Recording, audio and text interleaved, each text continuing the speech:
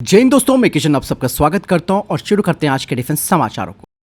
दोस्तों, डीआरडीओ के unmanned aerial vehicles और रिमोटली पायलटेड एयरक्राफ्ट को लेकर एक बड़ा अपडेट सामने आया है। दरअसल यहां पर डीआरडीओ के हेल रिमोटली पायलटेड एयरक्राफ्ट का सिस्टम एनालिसिस और फिजिबिलिटी स्टडीज पूरी हो चुकी है। 2 कॉन्फ़िगरेशन मॉडल पर अब काम तेजी से आगे बढ़ रहा है। आपको मैं बता दूं कि इसमें एक टर्बोफैन बेस्ड मॉडल होगा और दूसरा टर्बोप्रॉप बेस्ड मॉडल होगा। कहा ही जा रहा है कि अब कैबिनेट कमेटी ऑन सिक्योरिटी को परियोजना के प्रस्ताव भेजने की तैयारी की जा रही है। इवन दोस्तों, इस प्रोग्राम के लिए जो 5 महत्वपूर्ण टेक्नोलॉजीज हैं उनके लिए जनरल एटॉमिक्स यूएसए के साथ परामर्श भी किया जा रहा है। इसका इस्तेमाल इंटेलिजेंस, सर्विलेंस, टारगेट एक्विजिशन और रिकॉग्निशंस के लिए किया जाएगा। और इवन दोस्तों, ये भारत के फाइटर जेट्स, हेलीकॉप्टर्स और नौसेना के जहाजों के साथ भी जॉइंट ऑपरेशंस कर सकता है। दूसरा, यहाँ पर आर्चर यूएवी जो मिडिल क्लास का यूएवी है, उसे लेकर भी अपडेट आई है। दरअसल इसका भी एमआरईओ पेलोड इंटीग्रेशन और वेपन इंटीग्रेशन पूरा हो गया है। Captive flight trials, safe separation और automatic take off and landing सफलतापूर्वक पूरे कर लिए गए हैं। अब कहा जा रहा है कि इसके स्वदेशी एयरफ्रेम पर टैक्सी ट्रायल्स और फ्लाइट ट्रायल्स जल्द ही किए जाएंगे। वहीं दोस्तों, तापस यूएवी पर भी अपडेट आई है। इसकी भी बात की जाए तो इसमें एआई बेस्ड कवच सेल्फ प्रोटेक्शन सिस्टम लगाया गया है और कहा जा रहा है कि स्वदेशी इंजन वाला पहला उड़ान परीक्षण इसका सितंबर या अक्टूबर 2025 में होगा। इवन आर्चर एनजी को लेकर भी बड़ी अपडेट सामने आई है। इसके एडवांस वेरिएंट जिसमें कि एसईटीबी आर्किटेक्चर होगा और ये आई स्टार रूल्स के लिए डिजाइन किया जा रहा है। इसकी खास बात ये होगी कि ये अपने साथ हथियार कैरी कर सकता है। इसका डिजाइन और डेवलपमेंट पूरा हो गया है, यानी कि प्रोटोटाइप तैयार है और इवन सितंबर 2025 में ये उड़ान भरेगा।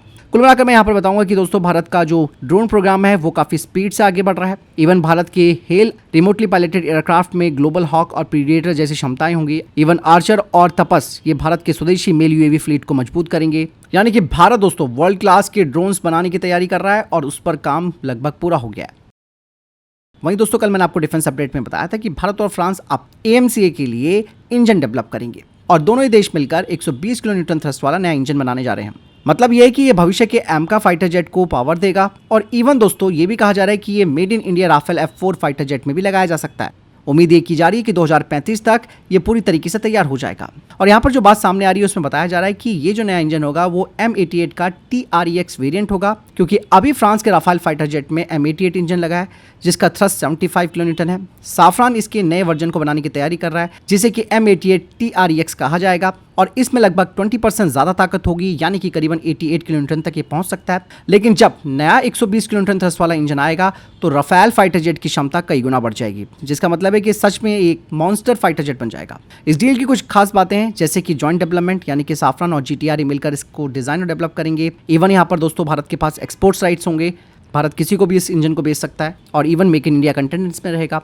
इसके सर्टिफिकेशन और गारंटी की बात की जाए तो साफरान इसकी सर्टिफिकेशन ऑफ क्लियरेंस देगा और ये गारंटी भी देगा कि इंजन को राफेल या फिर किसी और विमान में फिट करने में कोई दिक्कत नहीं होगी। और इवन ये भी कहा जा रहा है कि ये इंजन भविष्य में तेजस मार्क 2 में भी F414 इंजन की जगह ले सकता है। ये पहली बार है जब 5th जनरेशन टेक्नोलॉजी में भारत सीधा भागीदार बन रहा है। ये इंजन न सिर्फ हमारे राफेल AMC को पावर देगा बल्कि भारत के अन्य फाइटर जेट्स में भी इस्तेमाल होगा और एक्सपोर्ट राइट मिलने का मतलब ये है कि भारत इंजन बेचकर विदेशी मुद्रा भी कमा पाएगा। फिलहाल आपको क्या लगता है दोस्तों, इस बारे में कमेंट सेक्शन में लिखकर जरूर बताएगा। वहीं दोस्तों, भारत अपने नेक्स्ट जनरेशन के मेन बैटल टैंक्स की जरूरतों को ध्यान में रखते हुए 1500 हॉर्स पावर का एक नया इंजन डेवलप कर रहा है जिसे कि CVRD बना रही है। इस इंजन की तकनीकी जानकारी सामने आई है, जैसे कि 12 सिलेंडर 4 स्ट्रोक V90 कॉन्फ़िगरेशन होगा, टर्बो चार्जिंग होगी। इसके एम्बिएंट टेम्परेचर की बात की जाए तो ये -40 डिग्री सेल्सियस से +55 डिग्री सेल्सियस तक काम करने में सक्षम होगा। अगर इसकी एल्टीट्यूड परफॉर्मेंस की बात की जाए तो ये 1000 मीटर तक बिना पावर लॉस के साथ चल सकता है। 5000 मीटर तक की ऊंचाई पर पावर डी रेटिंग के साथ ये ऑपरेट हो पाएगा। मतलब साफ है दोस्तों कि ये भारत के मेन बैटल टैंक के लिए इसलिए भी ज़रूरी हो गया है क्योंकि मॉडर्न वॉरफेयर को देखें तो 1500 हॉर्स पावर का इंजन काफ़ी भरोसेमंद और ताकतवर माना जाता है। और अभी तक भारत इस तरीके के हाई पावर वाले इंजनों के लिए विदेशियों पर निर्भर था, लेकिन अब देश में ही इसे डेवलप किया जा रहा है। इवन भविष्य में दोस्तों इसे Arjun mark 2, future main battle tank या फिर नए डिजाइन वाले टैंक पर सीधा फिट किया जा सकता है।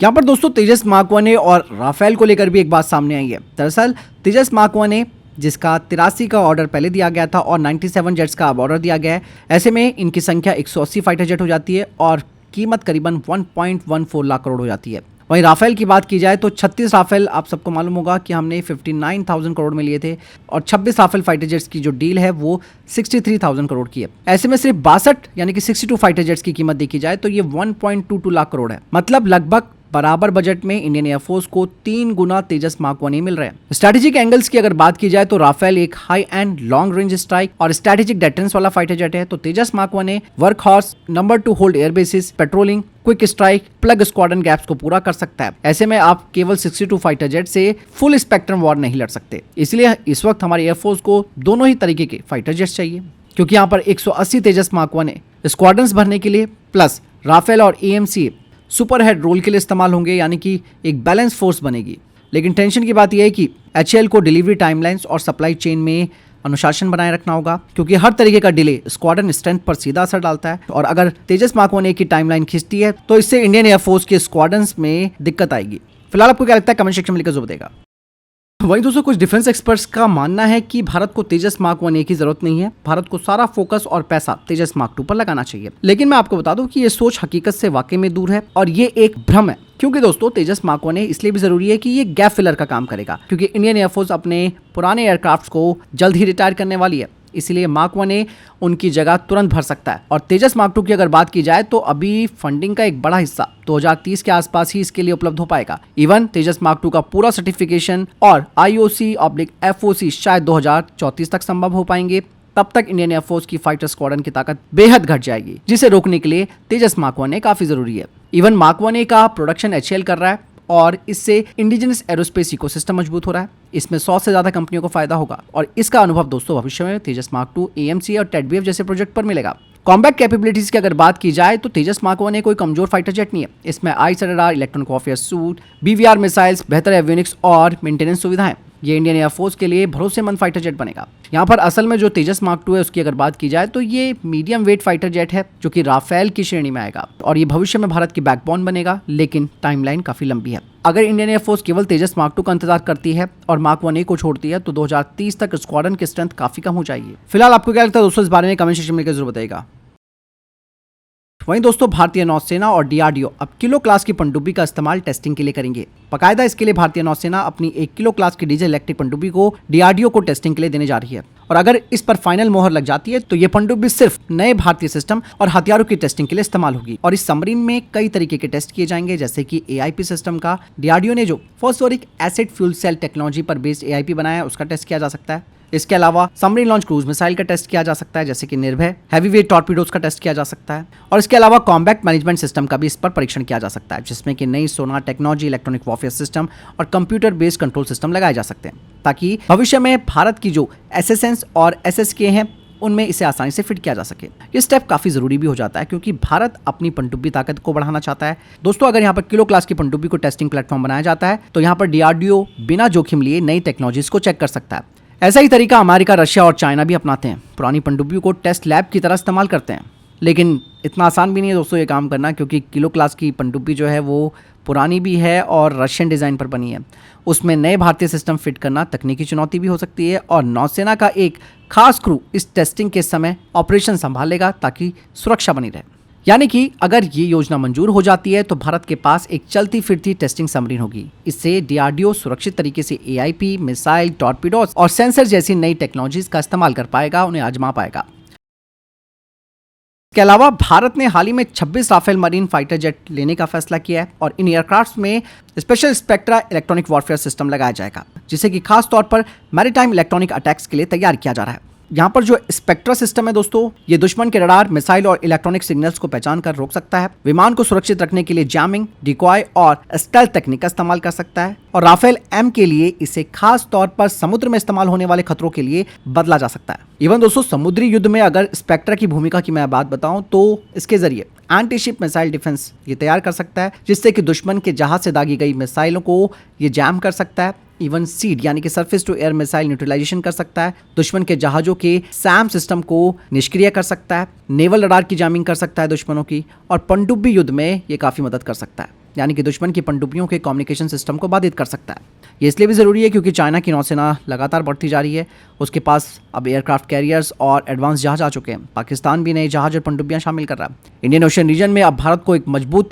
नौसैनिक ताकत की जरूरत है। मतलब साफ है कि राफेल M फाइटर जेट्स में स्पेक्ट्रा सिस्टम को भारतीय नौसेना के लिए खासतौर पर तैयार किया जा रहा है। यह सिस्टम दुश्मन के जहाज, मिसाइल, रडार और पनडुब्बियों को इलेक्ट्रॉनिक तरीके से निष्क्रिय कर देगा।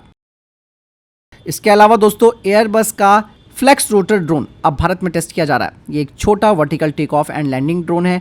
इसका वजन 25 किलो है और ये 12 से 14 घंटे तक लगातार उड़ान भर सकता है। इवन छोटी सी जगह पर भी ये उड़ सकता है, यानी कि जहाज या फिर छोटे इलाके से भी इसे ऑपरेट किया जा सकता है। इसमें अलग अलग सेंसर्स और कैमरे लगाए जा सकते हैं, जैसे कि EO/IR कैमरा, सार रडार, इलेक्ट्रॉनिक सर्विलांस सिस्टम आदि। और ये ड्रोन हेलीकॉप्टर की तरह आसानी से उड़ता है और हवाई जहाज की तरह लंबे समय तक उड़ान भरता है। भारत में इसका टेस्ट इस बात को दर्शाता है कि ये ड्रोन सुरक्षा, निगरानी और सेना की जरूरतों को पूरा कर सकता है, खासकर कि बॉर्डर, समुद्र और कठिन इलाकों में, जहां ये काफी उपयोगी साबित होगा। इवन इसे भारत के मेक इन इंडिया प्रोग्राम के तहत जोड़ा जा सकता है, ताकि भविष्य में इन्हें भारत में ही बनाया जाए और इनका इस्तेमाल भी यहीं किया जा सके।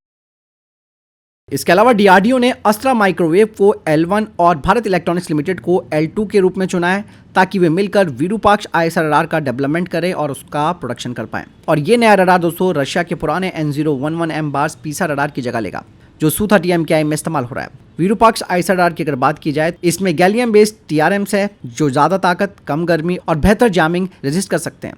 डिटेक्शन रेंज सामान्य फाइटर जेट्स के लिए है 300 से 400 किलोमीटर, स्टेल्थ फाइटर जेट्स के लिए 200 किलोमीटर की डिटेक्शन रेंज है और ये भारतीय हथियारों के अनुकूल है, जैसे कि अस्त्र मार्क 3 BVR मिसाइल। इसके अलावा भारत सरकार ने 3 CRPF की बटालियंस को जम्मू में डिप्लॉय करने का आदेश दिया है। ये बटालियन उधमपुर और कठुआ जिलों में आतंकवाद रोधी जिम्मेदारी संभालेंगी, जहां अभी तक सेना की राष्ट्रीय राइफल तैनात थी। आपको बता दें कि हर CRPF की बटालियन में 800 जवान होते हैं। सेना की यूनिट्स अब LOC और LAC पर सुरक्षा मजबूत करने के लिए दोबारा तैनात की जाएगी। सरकार पिछले 2 साल से इस बदलाव पर काम कर रही थी। इवन दोस्तों CRPF को भी काफी मॉडर्न बनाया गया है। CRPF के यूनिट्स के पास आधुनिक हथियार हैं, कम्युनिकेशन सिस्टम्स हैं, बख्तरबंद गाड़ियां हैं। ये यूनिट सेना की मौजूदा इंफ्रास्ट्रक्चर और बेस का इस्तेमाल कर सकती है।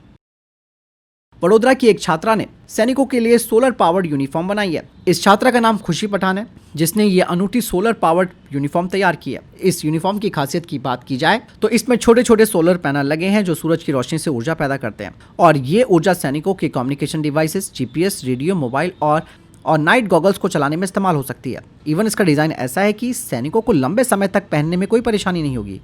वहीं इसरो ने अपने भारतीय अंतरिक्ष स्टेशन यानी कि BAS-1 के लिए पहला 1:1 स्केल मॉडल तैयार कर लिया है। ये एक 5.2 टन का मॉड्यूल होगा, जिसे भारत के सबसे ताकतवर रॉकेट LVM-3 से लॉन्च किया जाएगा। ये स्टेशन का पहला मॉड्यूलर हिस्सा होगा और धीरे धीरे ऐसे ही मॉड्यूल्स को जोड़कर स्पेस स्टेशन तैयार किया जाएगा। इसका इस्तेमाल मानव अंतरिक्ष मिशन, लेबोरेटरी, स्पेस मेडिसिन और माइक्रोग्रेविटी रिसर्च के लिए होगा। और कहा ही जा रहा है कि भारत का पहला मॉडुलर स्पेस स्टेशन 2035 तक बनने की योजना है। तो फिलहाल इतने देखिए टॉप डिफेंस अपडेट। वीडियो के सामने कोई प्रश्न, जवाब या कोई सवाल कमेंट सेक्शन में लिखकर जरूर पूछ सकते हैं। वीडियो को लाइक शेयर जरूर कीजिएगा। जय हिंद, वंदे मातरम।